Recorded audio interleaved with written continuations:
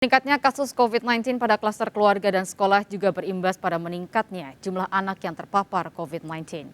Ikatan Dokter Anak Indonesia atau IDAI mencatat peningkatan kasus COVID-19 pada anak melonjak hingga 1000% dalam waktu 2 pekan. Meski tidak bergejala ataupun bergejala ringan, anak-anak yang positif COVID-19 tetap harus menjalani isolasi mandiri di bawah pengawasan orang tua.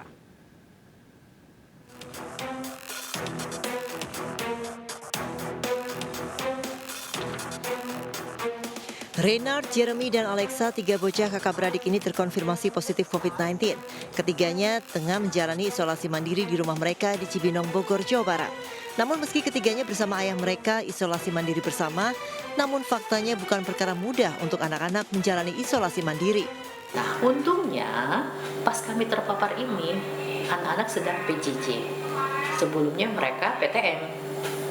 Dan karena bergantian, pas terpaparnya ini semua pas PJJ di rumah. Jadi anak-anak masih tetap bisa sekolah, tidak terganggu. Hanya pas demamnya itu aja memang sempat izin pengiriman tugas-tugas sekolah agak terlambat karena mereka untuk bangun pun itu untuk duduk agak pusing, sakit kepala.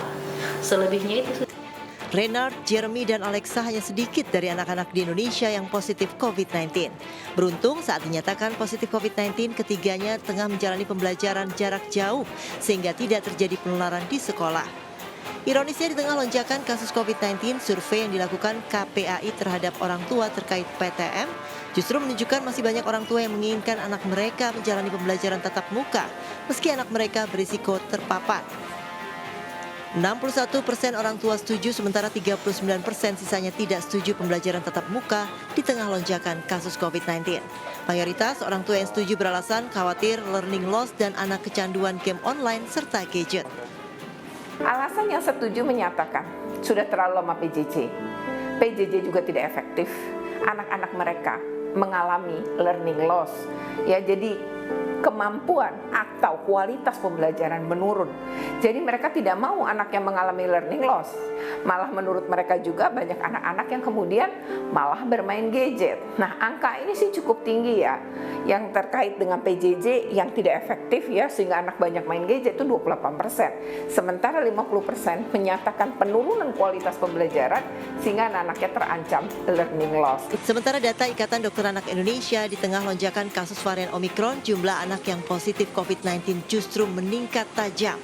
Sejak Januari hingga 7 Februari 2022 naik 10 kali lipat atau 1000% lebih. Pada 24 Januari 2022, kasus COVID-19 pada anak terkonfirmasi 676 kasus, sementara pada 7 Februari melonjak hingga 7.990 kasus. Meski kasus COVID-19 pada anak sebagian besar bergejala ringan, namun IDAI mengingatkan agar orang tua tidak menganggap remeh. Walaupun sebagian besar bergejala ringan, ya, namun jangan disepelekan bahwa kasus-kasus berat itu sudah mulai dilaporkan. Ya, ada yang MISC dengan penurunan kontraktilitas jantung sehingga pasiennya mengalami gagal jantung, ya.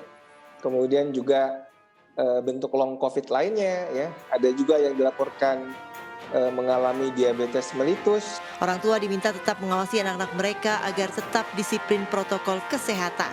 Lonjakan kasus COVID-19 pada anak meski bergejala ringan, namun tetap harus diwaspadai. Jangan sampai masa depan anak-anak penerus bangsa terenggut COVID-19. Tim Liputan iNews melaporkan. COVID-19 bisa menyerang siapa saja, tidak terkecuali anak-anak, balita, dan bayi. Begitu juga dengan varian baru COVID-19 Omikron. Ribuan anak terinfeksi COVID-19. Kita segera bergabung dengan dokter spesialis anak, Dr. Vita Muslihan. Selamat siang, Dr. Vita. Salam sehat selalu, dok. Selamat siang, salam sehat juga untuk semuanya. Baik, Dr. Vita, apakah ada gejala khas yang dialami pada anak, balita, ataupun bayi yang terpapar COVID-19 varian Omikron, dok? Iya, sebetulnya gejala pada anak ini kurang lebih sama dengan gejala pada dewasa, yaitu ada demam, sakit kepala, batuk pilek, intake sulit ya, makan minum tuh susah, muntah, diare. Tapi kebanyakan pada anak besar yang komunikasinya sudah baik, itu kalau kita tanyakan, gejala yang paling nyata adalah nyeri menelan, nyeri tenggorokan. Sedangkan pada bayi dan balita, gejalanya itu bisa lebih berat. karena mereka kan saluran cernanya, saluran nafasnya itu lebih kecil diameternya, sehingga apabila terjadi peradangan di daerah tersebut bisa menutup saluran nafasnya. Demikian. Baik, Dok, kemudian kalau misalnya anak, balita, ataupun bayi terpapar COVID-19 varian Omikron, dalam kondisi seperti apa yang kemudian membawa dia atau mewajibkan si anak ini untuk kemudian perlu dirawat di rumah sakit?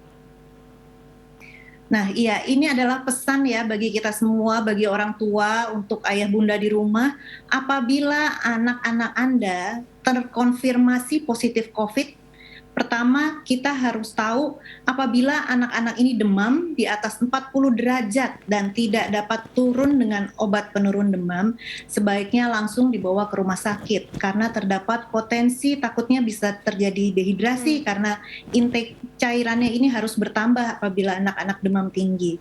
Lalu kita juga harus melihat apabila anak-anak ini batuk-batuk, biasanya batuk kering ya pada infeksi COVID ini, sehingga sesak napas. Dan kalau pada anak-anak ini sebetulnya tidak begitu sulit untuk kita bisa mengenali apakah anak-anak kita ini sesak nafas atau tidak tanpa bantuan alat-alat apapun. Kita lihat aja frekuensi napas setiap menitnya ini tentunya lebih cepat daripada normalnya mereka sehari-hari.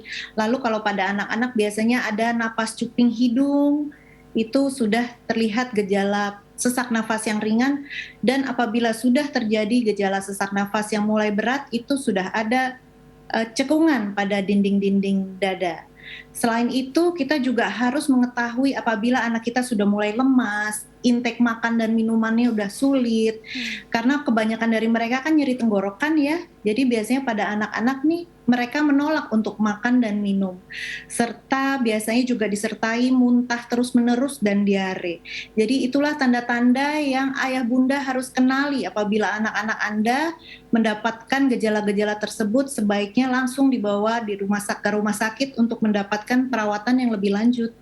Baik, Dokter Vita, selanjutnya kita sering mendengarkan narasi bahwa varian Omikron ini tidak berbahaya, tetapi kita wajib waspada karena varian Omikron bisa menyebabkan misi pada anak. Nah, boleh dijelaskan ya, Dok, apa sih sebetulnya disebut dengan misi dan kemudian seberapa berbahayanya nih untuk anak-anak? Iya. Jadi seperti tadi yang telah disampaikan oleh ketua kami ya, Dr. Piprim, spesialis anak konsultan, MISC, Multi-System Inflammatory System in Children. Jadi walaupun mayoritas dari anak-anak yang terkonfirmasi COVID-19 dengan varian Omikron ini ringan gejalanya, tapi kita juga tidak boleh meremehkan karena ada yang namanya MISC tersebut, yaitu peradangan hebat di mana-mana yang kita tidak dapat ramalkan kejadiannya. Jadi misalnya kalau pada infeksi COVID kita tentunya mengetahui apabila terdapat komorbid seperti kencing manis ya, diabetes mellitus, atau seperti ada sakit paru-paru kronis atau penyakit-penyakit lain kronis, dan pasien-pasien dengan kekurangan sistem imun itu biasanya penyakitnya dapat berat. Tapi tidak demikian halnya dengan MISC. Siapapun bisa terkena MISC walaupun mereka pada saat terinfeksi COVID-19 ini gejalanya hanya ringan. Dan di sini saya juga harus meningkatkan awareness ya, kewaspadaan buat ayah bunda semua, apabila anak-anak Anda sudah sembuh dari infeksi COVID-19, sudah dikatakan tidak menginfeksi orang lain lagi, swabnya sudah negatif, nah kita mesti hati-hati tuh. 2 sampai 6 minggu setelah anak-anak kita dinyatakan sembuh, apabila terdapat gejala lagi misalnya demam, mata merah, ruam di kulit, harus cepat-cepat dibawa untuk diperiksakan ke dokter. Karena itu juga merupakan suatu gejala yang mengarah ke MISC. Baik, Dokter Vita, ketika misalnya kita mendapati bahwa anak kita tanda-tanda atau gejalanya mengalami MISC, pertolongan pertama apa yang orang tua bisa berikan kepada anak? Yang pasti di sini kita harus mengetahui ya, orang tua itu harus lebih banyak baca tentang MISC. Jadi gejalanya kalau pada saat awal biasanya baru demam saja, belum disertai gejala-gejala peradangan yang lain. Jadi pertolongan pertama biasanya kita hanya bisa menyarankan untuk pemberian obat demam. Dan golden period-nya kalau bisa 2 hari sebelum 2 hari demam itu harus dibawa diperiksakan karena gejalanya kurang lebih hampir sama dengan penyakit-penyakit lain. Demikian. Baik kalau begitu. Baik, Dr. Vita, kalau kita perhatikan saat ini pemerintah menetapkan level PPKM 3 untuk wilayah Jabodetabek termasuk DKI Jakarta. Artinya bahwa kalau dari sistem pendidikan saat ini anak-anak masuk sekolah sebesar 50%. Apa saran yang bisa diberikan kepada orang tua untuk memproteksi anak-anak dari COVID-19 khususnya varian Omikron di tengah kebijakan PTM 50% ini, Dok?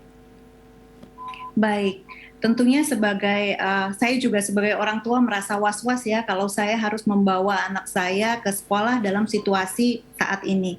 Tetapi itu semua adalah pilihan orang tua dan tentunya kita harus bekerja sama dengan pihak sekolah.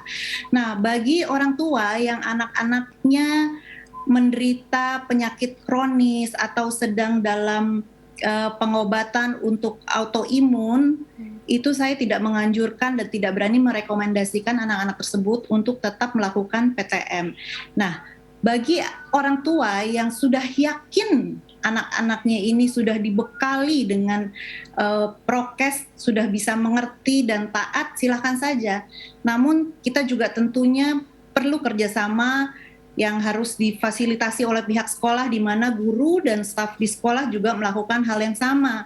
Misalnya anak-anak di kelas tidak duduk berdekatan, kalau bisa jarak antara satu dan yang lainnya itu antara 1,5 sampai 2 meter, karena kita semua tahu ya penularan Omikron ini melalui udara dan berpotensi tinggi apabila kita berada dalam posisi yang berdekatan.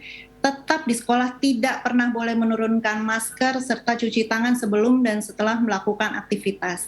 Jadi saya juga ingin menghimbau pihak sekolah bahwa keputusan untuk membawa anak ke sekolah atau PJJ di rumah ini juga harus melibatkan orang tua. Demikian masukan dari saya. Baik, terima kasih Dr. Vita Muslihan, dokter spesialis anak atas penjelasannya bersama dengan seputar iNews Siang RCTI. Sehat selalu, Dok, dan selamat melanjutkan aktivitas. Salam semua. Terima kasih, Dok.